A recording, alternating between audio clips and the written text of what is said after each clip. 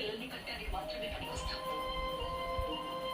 పెళ్ళయ్యాక ఆడపిల్ల ఇల్లు మారుతుంది, ఊరు మారుతుంది, ఇంటి పేరు మారుతుంది, కానీ మనసు ఎందుకు మారదు? ప్రతిరోజు అన్ని నేను చూడాలని ఆశ ఎందుకు చావదు? వదిన ఒళ్ళో పడుకోవాలని కోరిక ఎందుకు పోదు? మన ఆడుకున్న బొమ్మలు, మనం పెంచుకున్న మొక్కలు మన వాళ్ళతో చెప్పుకున్న